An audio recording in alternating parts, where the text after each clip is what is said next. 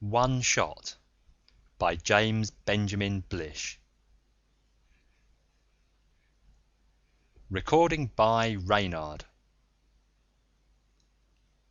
One Shot by James Benjamin Blish.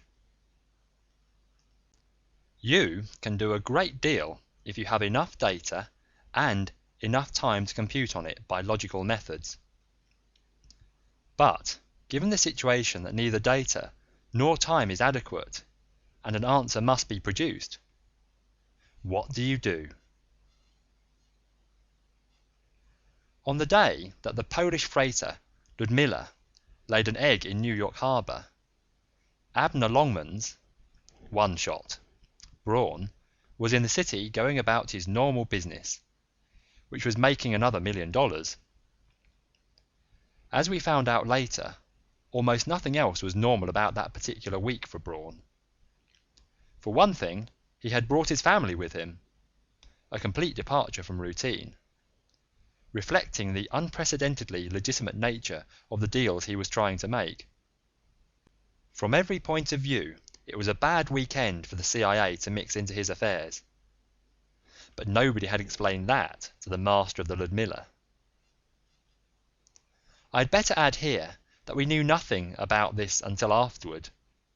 From the point of view of the storyteller, an organization like the Civilian Intelligence Associate gets to all its facts backwards, entering the tale at the payoff, working back to the hook, and winding up with a sheaf of background facts to feed into the computer for next time. It's rough on the various people who've tried to fictionalize what we do, particularly for the lazy examples of the breed who come to us expecting that their plotting has already been done for them. But it's inherent in the way we operate, and there it is. Certainly nobody at CIA so much as thought of Braun when the news first came through. Harry Anderton, the Harbour Defence Chief, called us at 08:30 Friday to take on the job of identifying the egg. This was when our records show us officially entering the affair. But of course, Anderton had been keeping the wires to Washington streaming for an hour before that, getting authorization to spend some of his money on us. Our clearance status was then, and is now, C&R, clean and routine. I was in the central office when the call came through, and had some difficulty in making out precisely what Anderton wanted of us. "Slow down, Colonel Anderton, please," I begged him. 2 or 3 seconds won't make that much difference. How did you find out about this egg in the first place?" "The automatic compartment bulkheads on the Ludmilla were defective," he said. "It seems that this egg was buried among a lot of other crates in the dump cell of the hold." "What's a dump cell?" "It's a sea lock for getting rid of dangerous cargo. The bottom of it opens right to Davy Jones. Standard fitting for ships carrying explosives, radioactives, anything that might act up unexpectedly." "All right," I said. "Go ahead." "Well, there was a timer on the dump cell floor, set to drop the egg when the ship came up the river. That worked fine, but the automatic bulkheads that are supposed to keep the rest of the ship from being flooded while the cell's open didn't. At least, they didn't do a thorough job. The Ludmilla began to list, and the captain yelled for help. When the harbour patrol found the dump cell open, they called us in." "I see." I thought about it a moment. "In other words, you don't know whether the Ludmilla really laid an egg or not." "That's what I keep trying to explain to you, Dr. Harris. We don't know what she dropped, and we haven't any way of finding out. It could be a bomb, it could be anything. We're sweating everybody on board the ship now, but it's my guess that none of them know anything. The whole procedure was designed to be automatic." "All right, we'll take it," I said. "You've got divers down?" "Sure, but—" "We'll worry about the buts from here on. Get us a direct line from your barge to the big board here so we can direct the work. Better get on over there yourself." "Right." He sounded relieved. Official people have a lot of confidence in CIA. Too much in my estimation. Someday the job will come along that we can't handle, and then Washington will be kicking itself, or more likely some scapegoat, for having failed to develop a comparable government department. Not that there was much prospect of Washington doing that. Official thinking had been running in the other direction for years. The precedent was Associated Universities Organization, which ran Brookhaven. CIA had been started the same way, by a loose corporation of universities and industries, all of which had wanted it to own an Ultimac, and no one of which had the money to buy one for itself. The Eisenhower administration, with its emphasis on private enterprise and concomitant reluctance to sink federal funds into projects of such size, had turned the two examples into a nice fat trend, which Ultimac herself said wasn't going to be reversed within the practicable lifetime of CIA. I buzzed 2 staffers, and in 5 minutes got Clark Cheney and Joan Hadamard, CIA's business manager and social science division chief respectively. The titles were almost solely for the benefit of the TO, that is, Clark and Joan do serve in those capacities, but said service takes about 2% of their capacities and their time. I shot them a couple of sentences of explanation, trusting them to pick up whatever else they needed from the tape, and checked the line to the diver's barge. It was already open. Anderton had gone to work quickly and with decision once he was sure we were taking on the major question. The television screen lit, but nothing showed on it but murky light striped with streamers of darkness slowly rising and falling. The audio went clonk, oing, oing, bonk, oing. Underwater noises, shapeless and characterless. "Hello out there in the harbour, this is CIA. Harris calling, come in please." "Monig here," the audio said.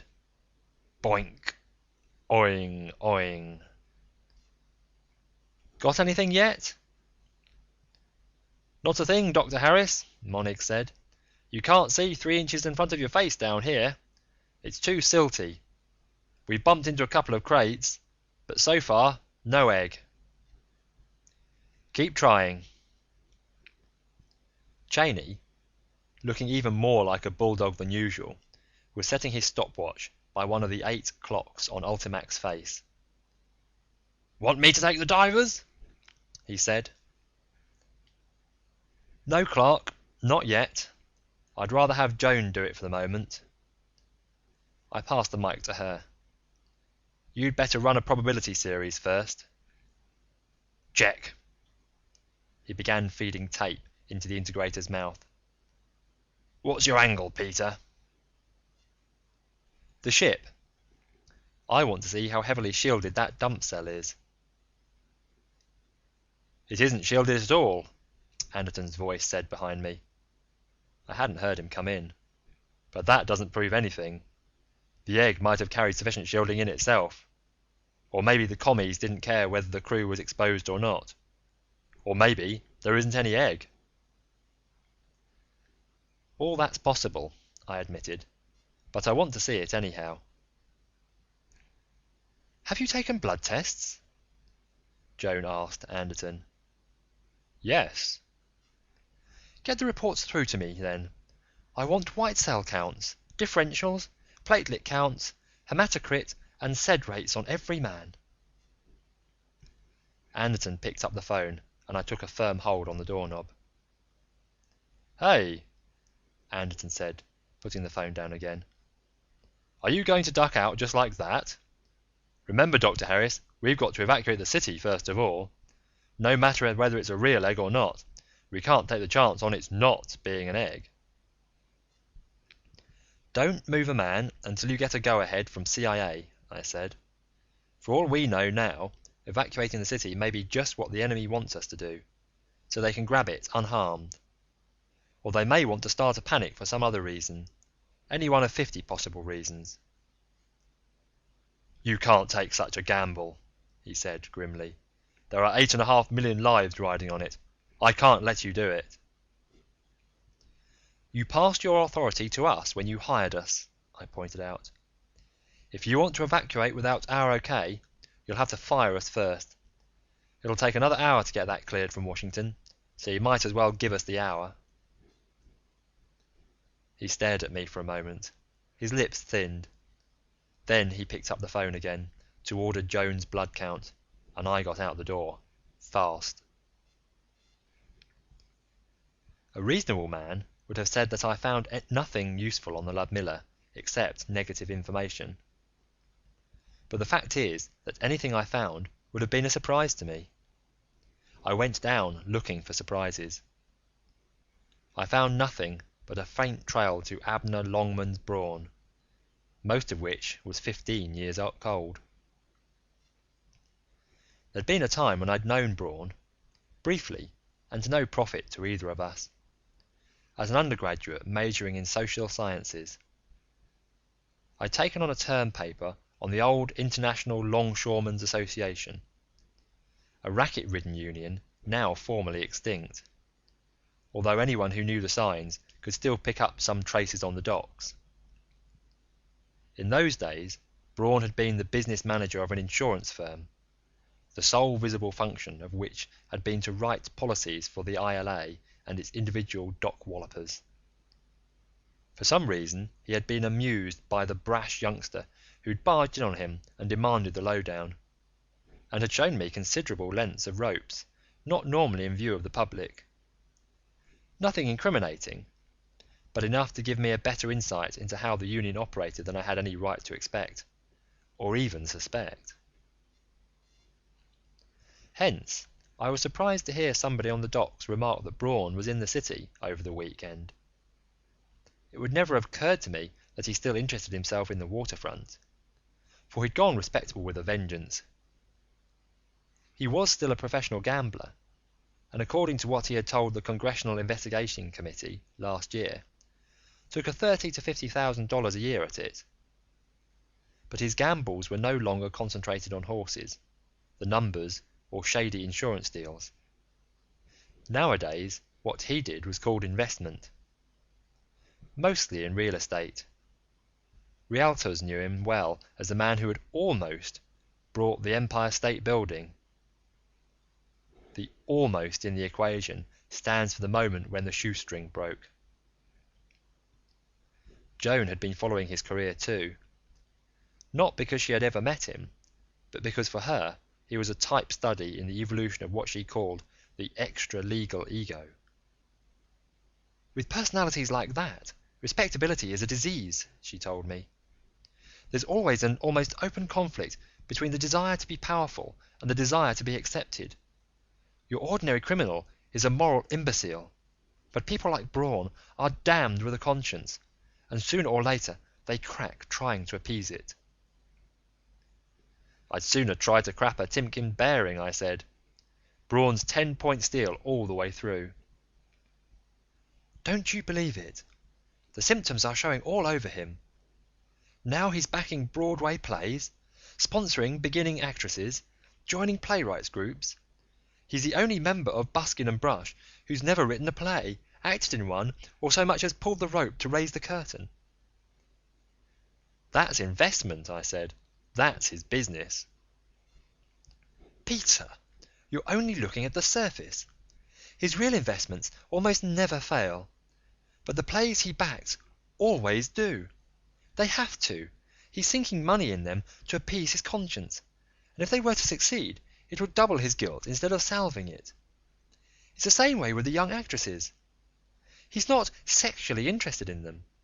His type never is, because living a rigidly orthodox family life is part of the effort towards respectability. He's backing them to pay his debt to society. In other words, they're talismans to keep him out of jail. It doesn't seem like a very satisfactory substitute. Of course it isn't, Joan had said. The next thing he'll do is go in for direct public service, giving money to hospitals or something like that. You watch. She had been right. Within the year, Braun had announced the founding of an association for clearing the Detroit slum area where he had been born. the plainest kind of symbolic suicide. Let's not have any more Abner Longman's brawns down here. It depressed me to see it happen, for next on Jones' agenda for Braun was an entry into politics as a fighting Liberal, a New Dealer 20 years too late. Since I'm mildly liberal myself when I'm off duty, I hated to think what Braun's career might tell me about my own motives if I let it.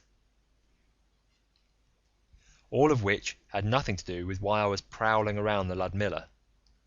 Or did it? I kept remembering Anderton's challenge. You can't take such a gamble.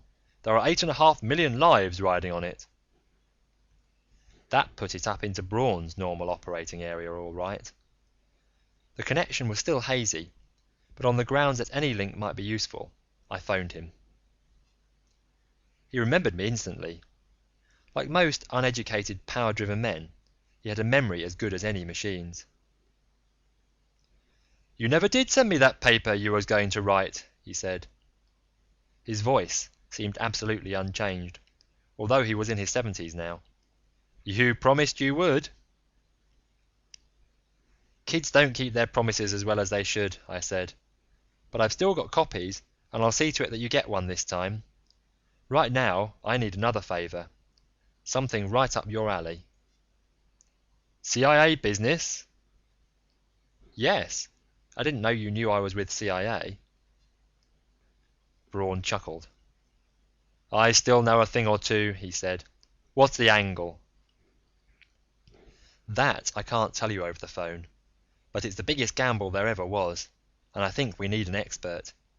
Can you come down to CIA's central headquarters right away? Yeah, if it's that big. If it ain't, I got lots of business here, Andy, and I ain't going to be in town long. You sure it's top stuff?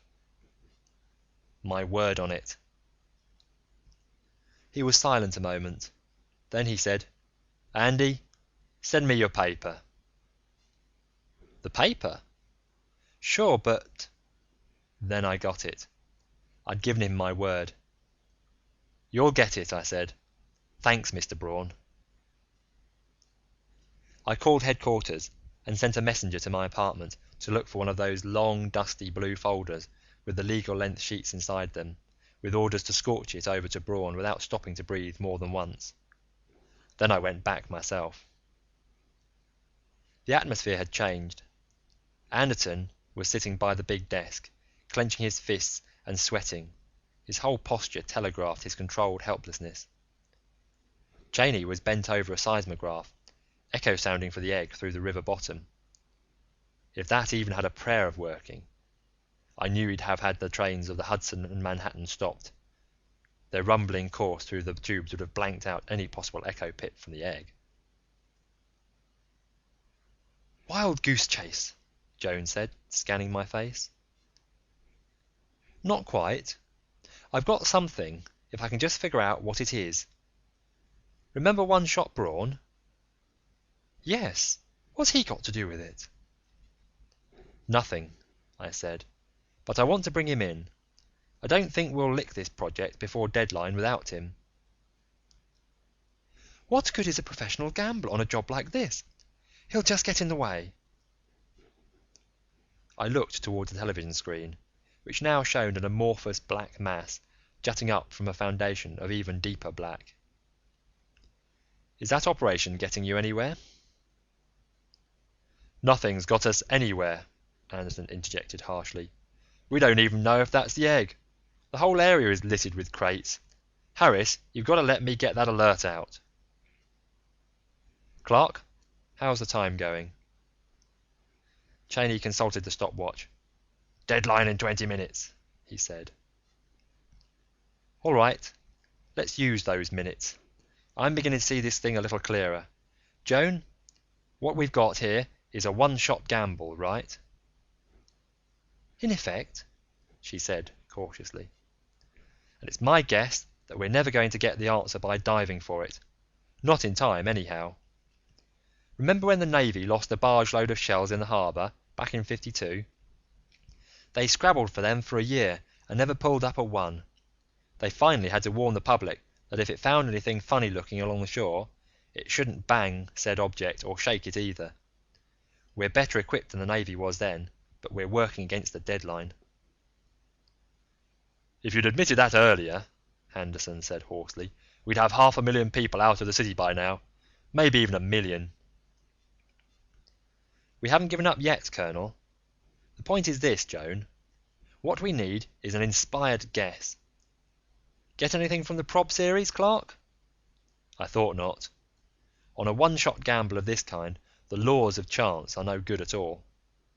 For that matter, the so-called ESP experiments showed us long ago that even the way we construct random tables is full of holes, and that a man with a feeling for the essence of a gamble can make a monkey out of a chance almost at will.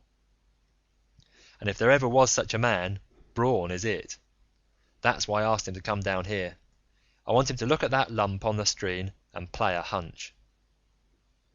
"You're out of your mind," Anderton said. A decorous knock spared me the trouble of having to deny, affirm, or ignore the judgment. It was Braun. The messenger had been fast, and the gambler hadn't bothered to read what a college student had thought of him 15 years ago. He came forward and held out his hand, while the others looked over him frankly. He was impressive, all right. It would have been hard for a stranger to believe that he was aiming at respectability. To the eye, he was already there. He was tall and spare, and walked perfectly erect, not without spring despite his age. His clothing was as far from that of a gambler as you could have taken it by design. A black double-breasted suit with a thin vertical stripe, a grey silk tie with a pearl stick pin just barely large enough to be visible at all, a black Homburg, all perfectly fitted, all worn with proper casualness. One might almost say a formal casualness. It was only when he opened his mouth that One-Shot Braun was in the suit with him. "I came over as soon as your runner got to me," he said. "What's the pitch, Andy?" "Mr. Braun, this is Joan Hadamard, Clark Cheney, Colonel Anderton. I'll be quick because we need speed now. A Polish ship has dropped something out in the harbour. We don't know what it is. It may be a hell bomb, or it may just be somebody's old laundry. Obviously, we've got to find out which, and we want you to tell us." Braun's aristocratic eyebrows went up. "Me? Hell, Andy, I don't know nothing about things like that. I'm surprised with you. I thought CIA had all the brains it needed. Ain't you got machines to tell you answers like that?" I pointed silently to Joan, who had gone back to work the moment the introductions were over. She was still on the mic to the divers. She was saying, "What does it look like?" "It's just a lump of something, Dr. Hadamard. Can't even tell its shape. It's buried too deeply in the mud." Clunk. Oing, oing. "Try the Geiger." "We did. Nothing but background." "Scintillation counter?" "Nothing, Dr. Hadamard. Could be it's shielded." "Let us do the guessing, Monig. All right, maybe it's got a clockwork fuse that didn't break with the impact, or a gyroscopic fuse. Stick a stethoscope on it and see if you pick up a ticking or anything that sounds like a motor running." There was a lag, and I turned back to Braun. "As you can see, we're stymied. This is a long shot, Mr. Braun. One throw of the dice. One showdown hand. We've got to have an expert call it for us. Somebody with a record of hits on long shots. That's why I called you." "It's no good," he said. He took off the Homburg, took his handkerchief from his breast pocket, and wiped the hatband. "I can't do it." "Why not?" "It ain't my kind of thing," he said. "Look, I never in my life run odds on anything that make any difference. But this makes a difference. If I guess wrong..." "Then we're all dead ducks. But why should you guess wrong? Your hunches have been working for 60 years now." Braun wiped his face. "No, you don't get it. I wish you'd listened to me. Look, my wife and my kids are in the city. It ain't only my life, it's theirs too. That's what I care about. That's why it's no good. On things that matter to me, My hunches don't work. I was stunned, and so, I could see, were Joan and Cheney. I suppose I should have guessed it, but it had never occurred to me. 10 minutes, Cheney said. I looked up at Braun. He was frightened, and again I was surprised without having any right to be. I tried to keep at least my voice calm. Please try it anyhow, Mr. Braun, as a favour. It's already too late to do it any other way, and if you guess wrong, the outcome won't be any worse than if you don't try at all. My kids, he whispered. I don't think he knew that he was speaking aloud. I waited. Then his eyes seemed to come back to the present. All right, he said. I told you the truth, Andy. Remember that. So, is it a bomb or ain't it? That's what's up for grabs, right? I nodded. He closed his eyes. An unexpected stab of pure fright went down my back. Without the eyes, Braun's face was a death mask. The water sounds and the irregular ticking of a Geiger counter seemed to spring out from the audio speaker, 4 times as loud as before. I could even hear the pen of the seismograph scribbling away, until I looked at the instrument and saw that Clark had stopped it, probably long ago. Droplets of sweat began to form along Braun's forehead and his upper lip. The handkerchief remained crushed in his hand. Anderton said, "Of all the fool!" "Hush!" Joan said quietly. Slowly, Braun opened his eyes. "All right," he said.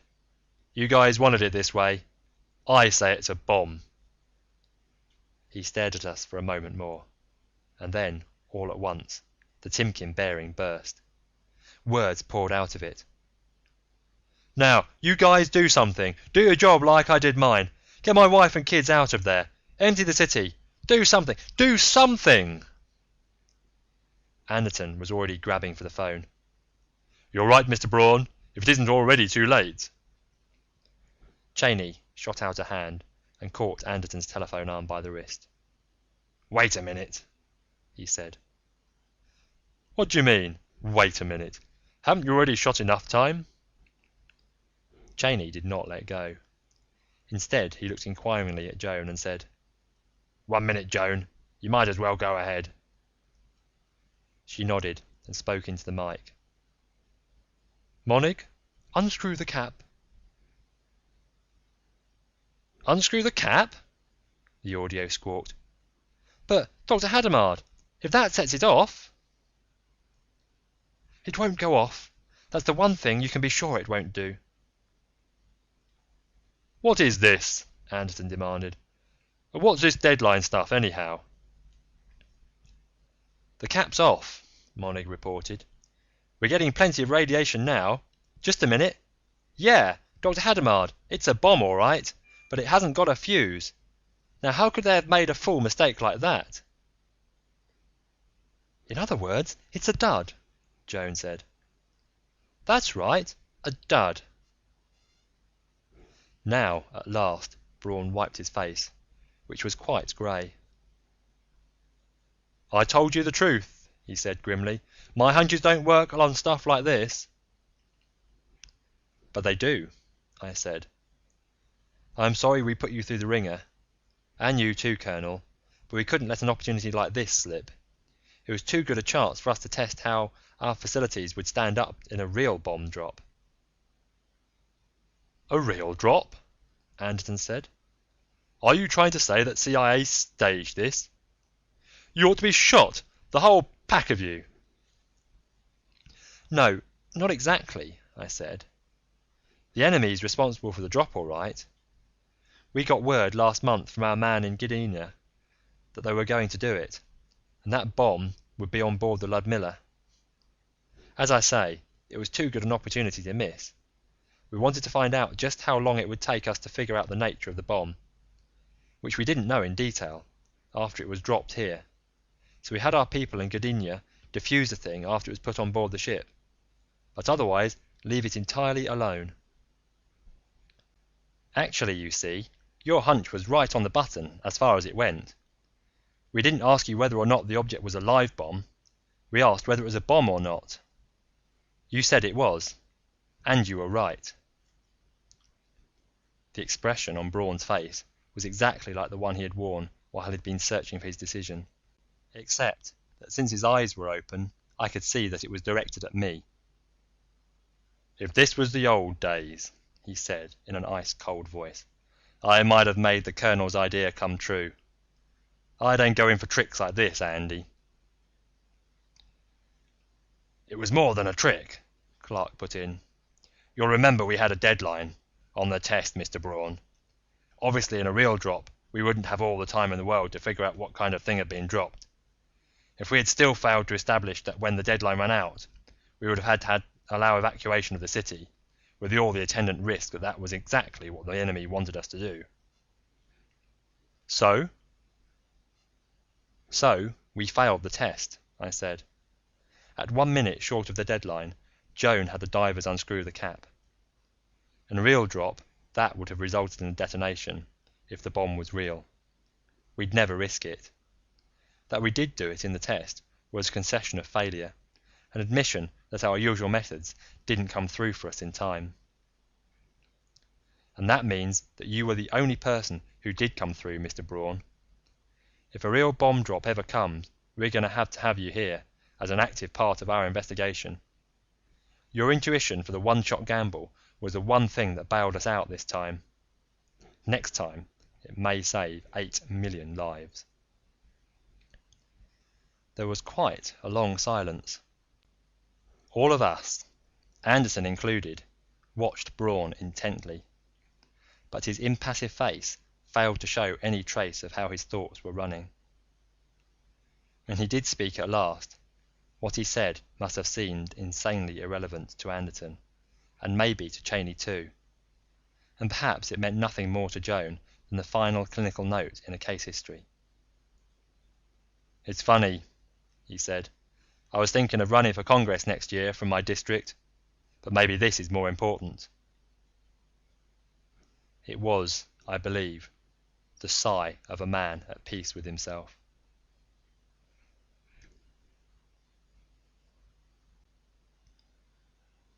End of One Shot by James Benjamin Blish.